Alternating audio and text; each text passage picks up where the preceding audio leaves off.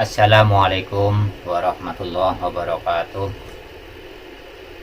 Alhamdulillah, innal hamdalillah. Wassalatu wassalamu ala Rasulillah la nabiyya ba'dah. Amma ba'd. Halo sobat-sobat semua, teman-teman semua.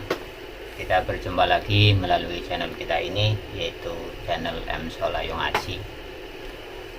Mudah-mudahan sahabat-sahabat semua, teman-teman semua dalam keadaan sehat, diberi kenikmatan, umur panjang, sehingga selalu sukses dalam segala aktivitasnya. Amin. Sebelumnya saya ucapkan banyak terima kasih pada sahabat-sahabat semua, teman-teman semua yang telah berkenan berpartisipasi atau telah memberi dukungan pada channel kita ini. Dan bagi sahabat semua, teman-teman semua yang belum berpartisipasi, aku mohon, aku harap, aku minta dukungannya dengan cara menekan tombol subscribe serta aktifkan tombol loncengnya. Like, komen, dan share sebanyak mungkin ya ke teman-teman sahabat semua, supaya tetap bisa mengikuti channel ini serta mendapat notifikasi pemberitahuan setiap kali aku upload video di channel ini.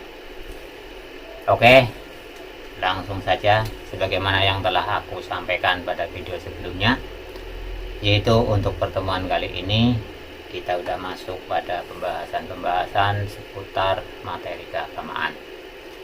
Saya akan mengambil sebagai pedoman atau narasumber dalam kajian kita, dalam pembahasan kita ini, yaitu saya ambil dari kitab Al-Mabadi'ul Fiqhiyah ya.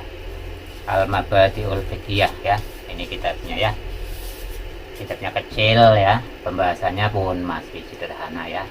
Ini yang insya Allah akan jadi pedoman ataupun sebagai narasumber dalam kajian kita seputar keagamaan gitu ya.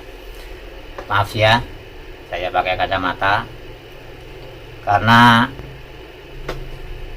akhir-akhir ini penglihatan saya udah mulai berkurang, entah faktor apa, tapi yang jelas faktor usia lah ya.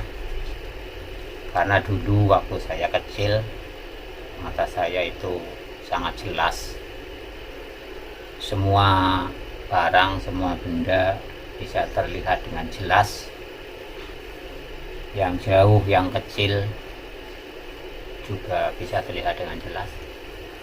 Tapi untuk sekarang ini kelihatannya udah rada-rada berubah ya. Jadi untuk sekarang yang jelas itu untuk hal-hal tertentu ya. Jadi kalau macam tulisan yang kayak gini, ini modelnya ini sudah mulai agak kesulitan. Maka dari itu saya memakai kacamata ini semata-mata untuk membantu dalam penglihatan, baca dan tulis begitu ya. Oke, langsung saja ya. Saya beri mukadimah dulu tentang buku ini, pengarangnya siapa, modelnya bagaimana, biar nanti agak gamblang ya, agak dimengerti.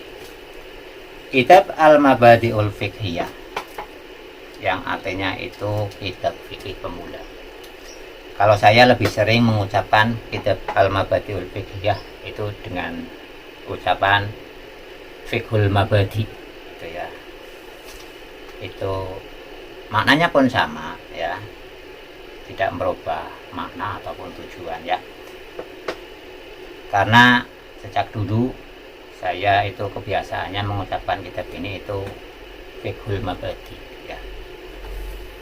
Itu sama saja, cuma lain redaksi, lain susunan kata, lain tarkibnya, cara istilah pondok pesantren itu ya.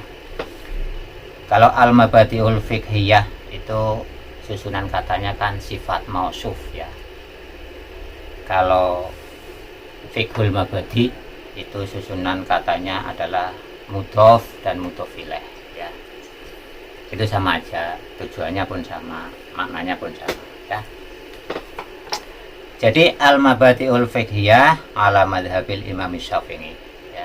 Jadi kitab ini itu memakai madhab atau memakai imam, memakai pendapat, itu pendapatnya atau madhabnya Imam Syafi'i radhiyallahu anhu ya. Terus sistemnya dalam pembahasan di kitab ini yaitu dengan cara soalun wa jawabun, itu dengan pertanyaan terus di bawahnya jawaban ya. Itu untuk memudahkan dalam memahami suatu pembahasan ya. Soalun wa jawabun bihamis kamil, dengan bihamis itu catatan kaki lah ya, narasumber ya atau referensi kamil yang sempurna ya. Kitab ini disusun atau ditulis oleh almarhum ya, bukan almarhum ya, almarhum Umar Abdul Jabbar ya, Umar Abdul Jabbar ya. Jadi yang menulis kitab ini, yang mengarang kitab ini adalah Syekh almarhum Umar Abdul Jabbar ya. Kitab ini terdiri dari 4 bagian ya, terdiri dari 4 bab, 4 jilid atau 4 juz ya. Yang tentunya ini adalah jilid yang pertama atau juz yang pertama ya, karena ini pembahasannya pun pembahasan yang pertama ya. Terus tarjamaha ilal jawiyah Kiai Misbah Zaini Mustafa. Jadi kitab ini diterjemahkan ke dalam bahasa Jawa oleh kiai kita yaitu Misbah Zaini Mustafa ya, Bangilan Tuban, itu dari Bangilan Tuban ya. Bangilan Tuban itu nama daerah, ismu makan ya, yang di Jawa Timur sono ya. Mata'anallahu bi'ulumihi ya. Mudah-mudahan Allah mencukupkan atau memberi nikmat ya kepada kita semua dengan ilmu-ilmu beliau, begitu ya. Jadi saya ulangi lagi, kitab Mabadi'ul Fiqh ini menganut atau memakai mazhab Imam Syafi'i radhiyallahu anhu ya. Siapa Imam Syafi'i itu? Ya, Imam Syafi'i adalah salah satu imam dari keempat imam yang masyhur gitu ya, yang terkenal dengan sebutan A'immatul Arbi'ah ya. 4 imam atau imam 4 gitu ya. Siapa imam 4 itu atau siapa A'immatul Arbi'ah itu? Nah, ini perlu saya sampaikan ya. Imam yang 4 itu atau A'immatul Arbi'ah, yang pertama adalah Imam Abu Hanifah. Imam Abu Hanifah itu yang punya nama lengkapnya adalah Nu'man bin Sabit bin Suta ya, bin Suta ya, Suta ya, Suto ya, dalam bahasa Arabnya ditulis Suto ya, pakai to ya, Suto ya, bin Mahan At-Taimi Al-Kufi ya. Jadi Nu'man bin Sabit bin Suta bin Mahan At-Taimi Al-Kufi ya. Beliau lahir tahun 699 ya di kota Kufah, dan beliau wafat itu tahun 767 ya. Beliau wafat di Baghdad dan dimakamkan juga di Baghdad, Irak. Jadi lahir di Baghdad, wafat juga di Baghdad, terus dimakamkan juga di Baghdad, Irak gitu ya. Itu yang imam pertama. Ini saya sebut urutannya itu sesuai dengan kurun waktunya ya, sesuai dengan kurun waktunya di masa beliau masih hidup gitu ya. Itu yang pertama. Untuk yang kedua itu Imam Malik. Imam Malik itu nama lengkapnya adalah Malik bin Anas bin Malik bin Amr al-Asbahi ya. Beliau lahir itu di Madinah ya, di Madinah tahun 711 ya, dan beliau wafat itu juga di Madinah, itu wafat tahun 795 Masehi ya. dimakamkan juga di Madinah, tepatnya itu di makam Jannatul Baqi ya. Itu untuk yang kedua.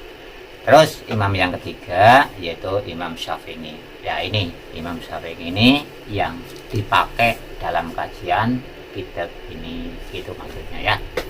Imam Syafi'i itu yang punya nama lengkap adalah Abu Abdillah Muhammad bin Idris bin Abbas bin Utsman bin Syafi'i Al-Quraisy ya. Jadi nama lengkapnya Abu Syafi'i adalah Abu Abdillah Muhammad bin Idris bin Abbas bin Utsman bin Syafi'i Al-Quraisy ya. Dia dari suku Quraisy ya. Jadi nama Syafi'i itu diambil dari kakeknya ya. Dari kakeknya yang keberapa itu ya. Pertama itu Muhammad bin Idris ya. Nama aslinya Abu Abdillah ya. Abu Abdillah Muhammad ya. Terus bin Idris berarti bapaknya, bin Abbas berarti mbahnya ya, bin Utsman berarti kakeknya lagi ya, terus bin Syafi'i berarti kakek yang keempat ya. Itu yang diambil namanya, yang sekarang terkenal sampai sekarang itu Syafi'i ya, itu nama kakeknya yang keempat. Beliau lahir itu tahun 767 ya, tepatnya itu di Gaza ya, di Gaza Palestina sana ya. Itu, dan beliau wafat itu tahun 820. Wafatnya itu di Futsal ya, di Futsal itu di Mesir ya. Terus beliau dimakamkan itu di Turbah As-Syafi'i Mesir ya. Jadi makam beliau, makam Imam Syafi'i itu berada di Mesir ya. Itu yang ketiga. Untuk yang keempat itu Imam Ahmad bin Hambal ya. Nama lengkap dari Imam Ahmad bin Hambal yaitu Abu Abdillah Ahmad bin Muhammad bin Hambal bin Hilal bin Asad al-Mawarsi ya, al-Baghdadi ya, berarti dia dari Baghdad begitu ya.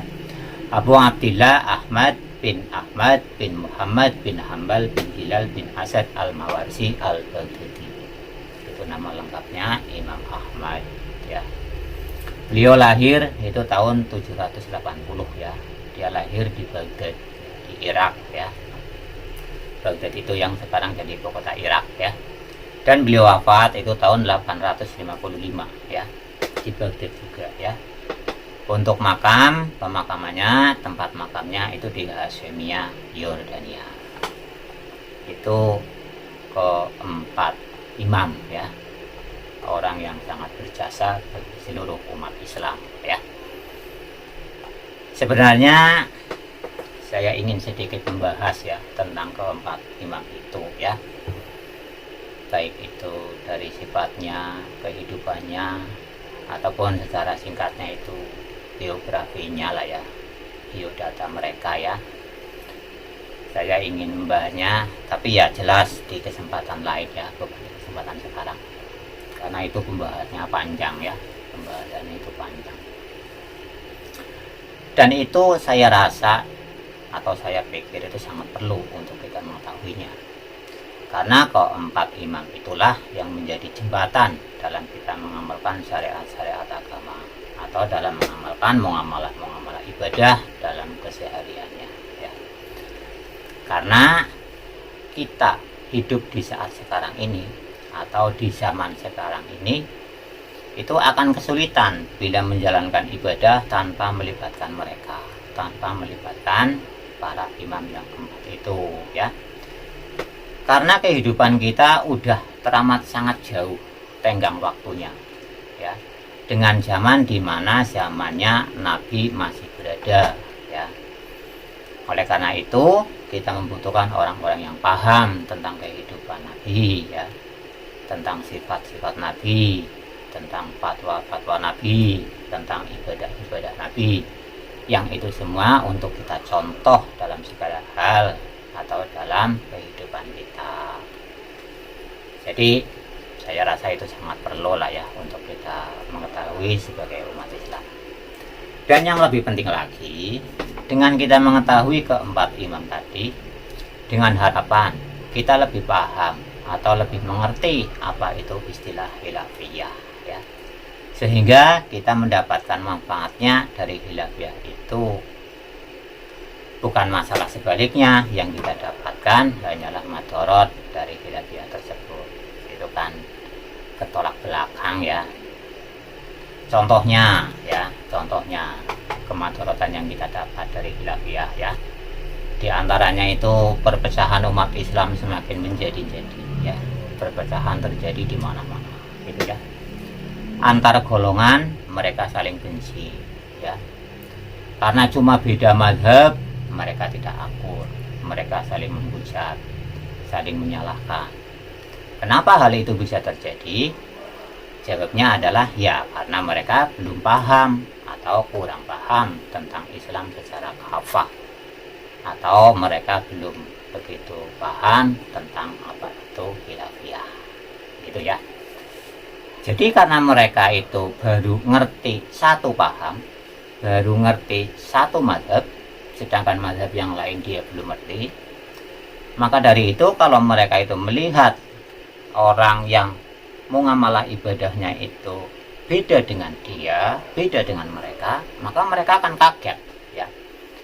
Dikiranya itu ajaran baru, dikiranya itu bukan ajaran dari kita, bukan ajaran sama dengan kita ya, tidak sesuai dengan hadis, tidak sesuai dengan sunnah Rasul dan lain sebagainya. Yang endingnya itu bahkan yang lebih fatal lagi, dia mengklaim bahwa ibadah yang tidak sama dengan dirinya itu dianggapnya kurang baik, dianggapnya kurang afdol, bahkan malah mungkin dianggapnya tidak sah dan lain sebagainya. Itu diakibatkan karena mereka itu belum paham tentang mazhab-mazhab yang lain.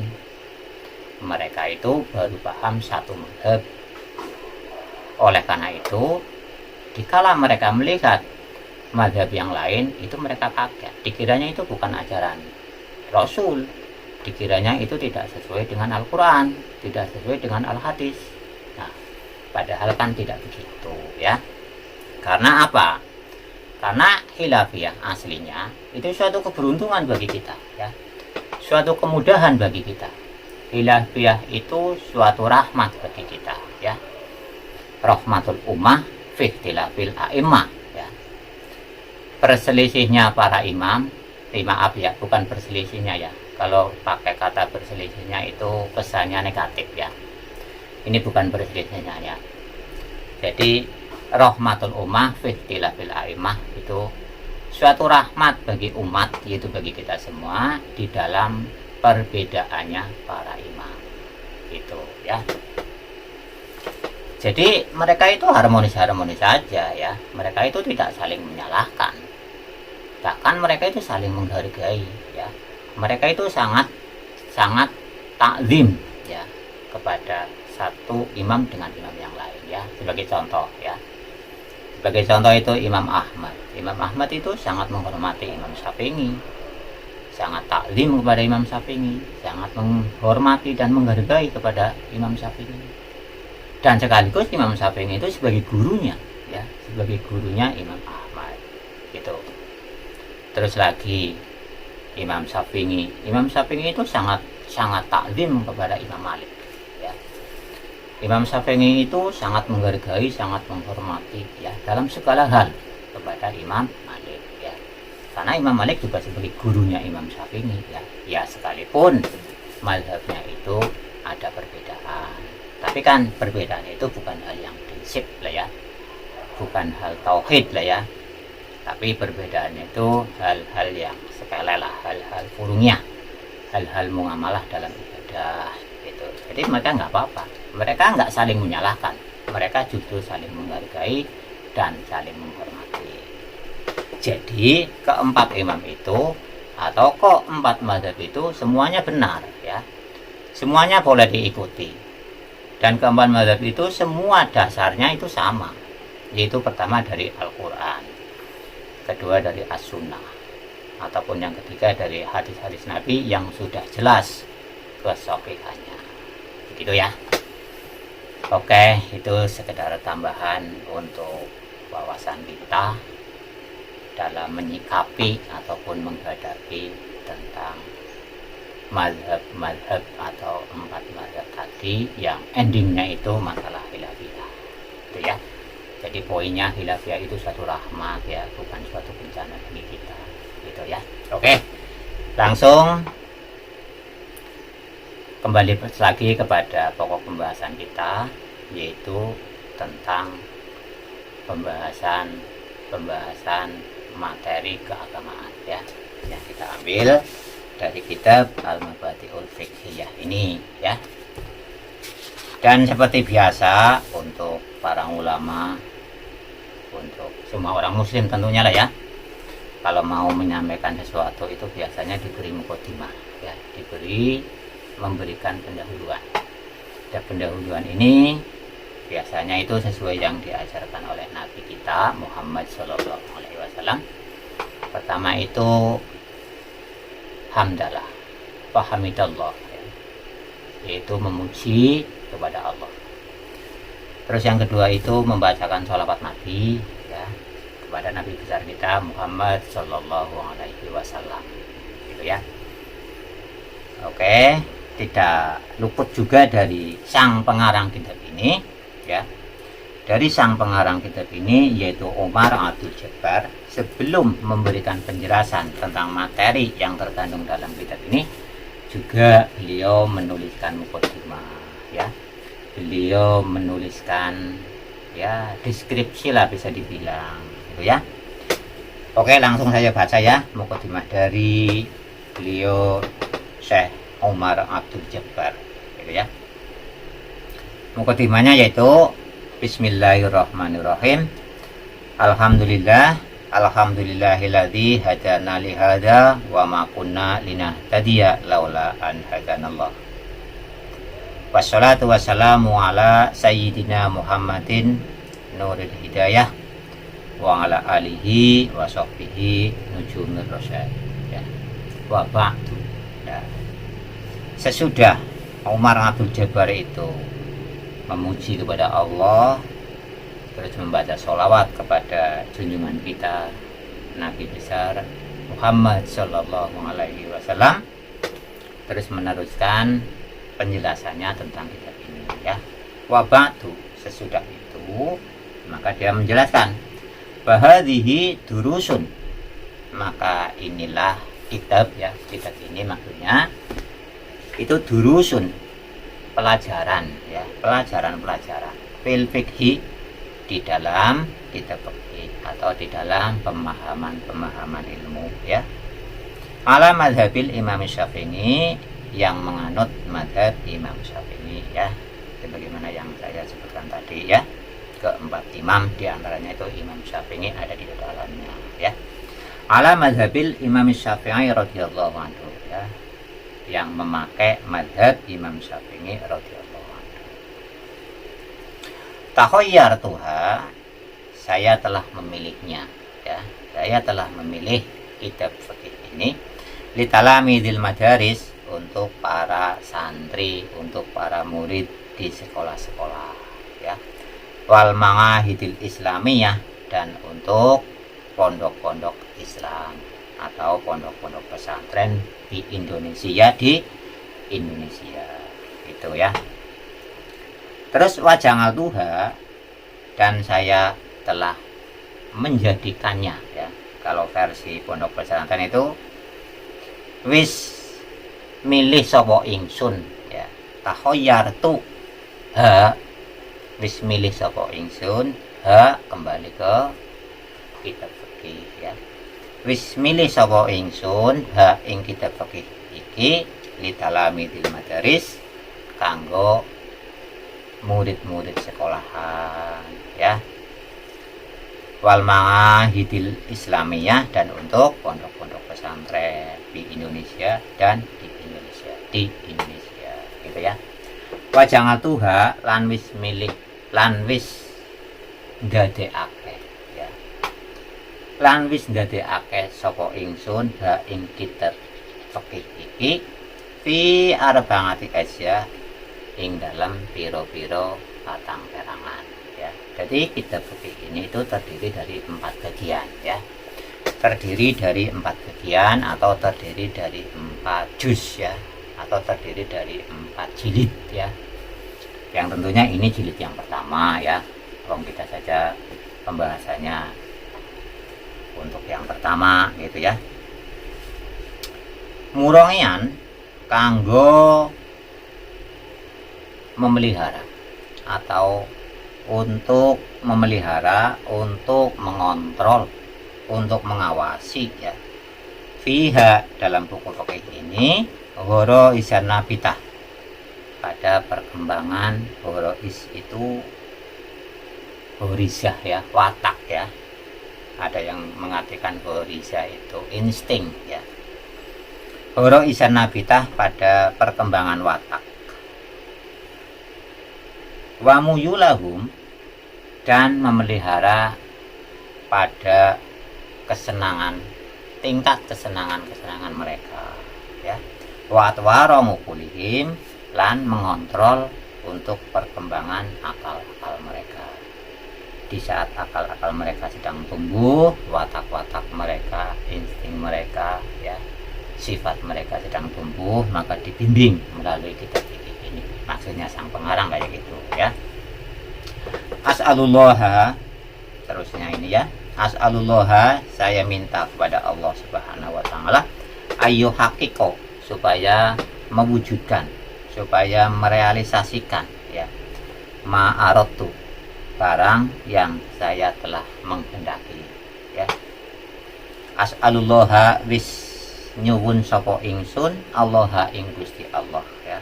Ayo hakiko, supaya merealisasikan, mewujudake ma ing barang arotu kang wis nyejakake, utawa kang wis ngrencanakake, utawa kang wis menghendaki gitu ya.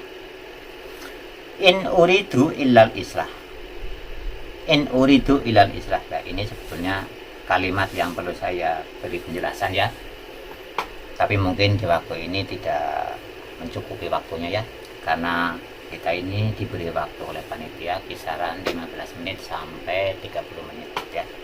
Maka jelas tidak mencukupi waktunya kalau untuk membahas seputar ayat atau seputar kalimat ini ya, karena kaitannya dengan tata cara menerjemah ya.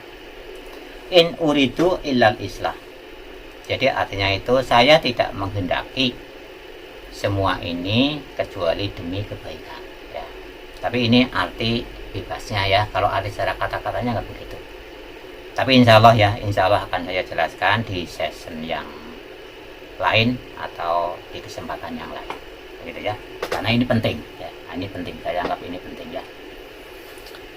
Terus mastata'tu, sekuatku ya, wa ma taufiki, dan tidak ada pertolongan bagiku illa billah, kecuali datang dari Allah Subhanahu wa taala ya. Tawakaltu, saya berserah diri pada Allah Subhanahu wa taala, wa ilaihi, dan kepada Allah taala juga unib saya kembali, dalam hal masih dalam keadaan taat, maksudnya kayak gitu ya. Ini tertera di sini Umar Abdul Jabbar gitu ya, yang menulis ini itu Umar Abdul Jabbar gitu ya. Oke, itulah mukadimah dari sang pengarang kitab ini.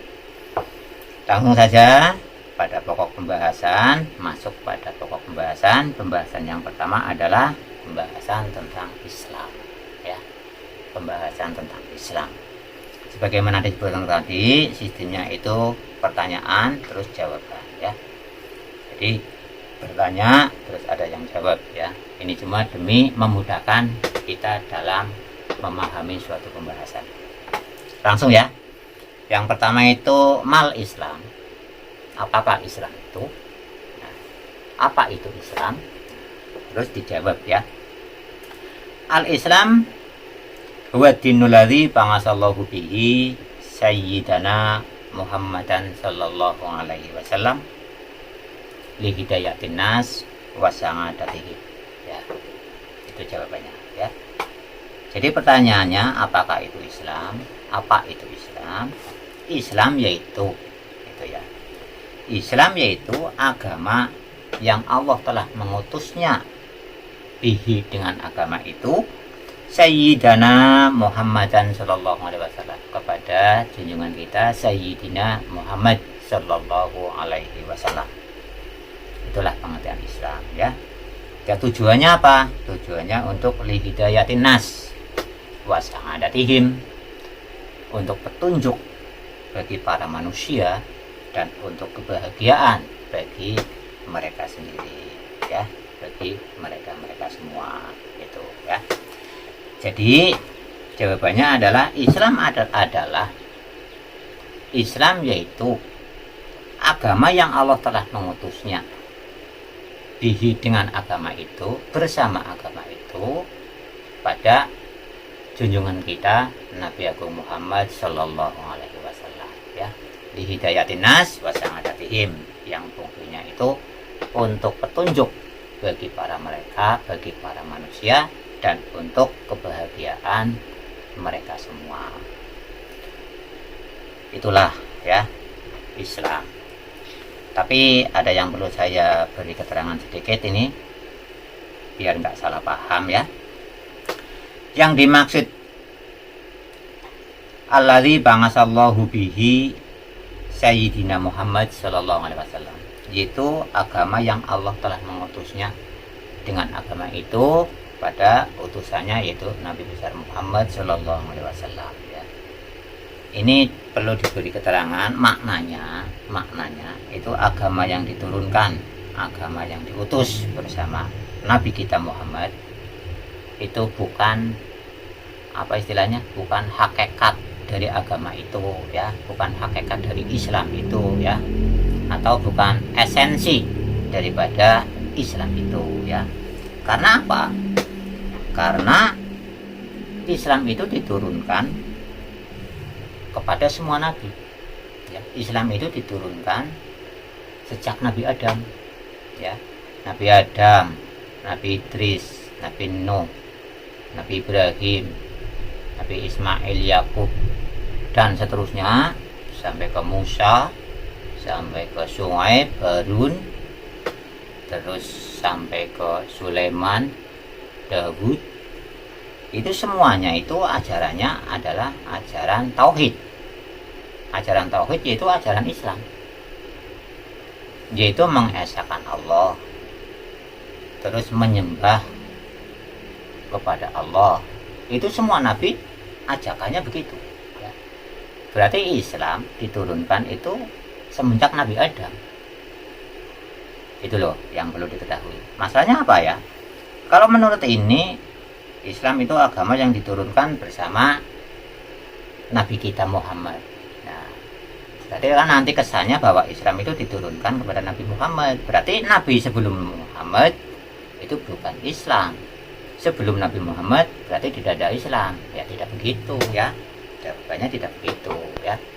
Islam itu diturunkan semenjak Nabi Adam, terus ke bawah sampai Nabi Isa. Itu pun ajakannya tetap menyeru untuk menyembah kepada Allah Ta'ala ya, mengesahkan Allah gitu ya. Terus kepada Nabi Muhammad juga begitu, ajakan utamanya itu adalah menyeru atau mengajak untuk mengesahkan Allah atau untuk menyembah kepada Allah Subhanahu wa Ta'ala. Itu keterangan-keterangan itu banyak terdapat dalam Al-Qur'an gitu ya, tentang ajakan-ajakan para nabi itu untuk menyembah kepada Allah. Itu banyak sekali keterangannya gitu ya. Sebagai contoh ya, sebagai contoh itu yang mengisahkan dakwahnya Nabi Ibrahim gitu ya. Di Al-Quran itu dijelaskan dalam surat Al-Ankabut gitu ya, yang bunyinya gimana? A'udzubillahi minasyaitonirrajim. Wa Ibrahima idz qala liqaumihi ibudullaha wattaqu. Itu. Ini ajakan Nabi Ibrahim pada umatnya ya. Yaitu ketika Nabi Ibrahim berkata kepada umatnya atau berdakwah atau menyerukan kepada umatnya, yaitu supaya menyembah kepada Allah Ta'ala dan bertakwalah.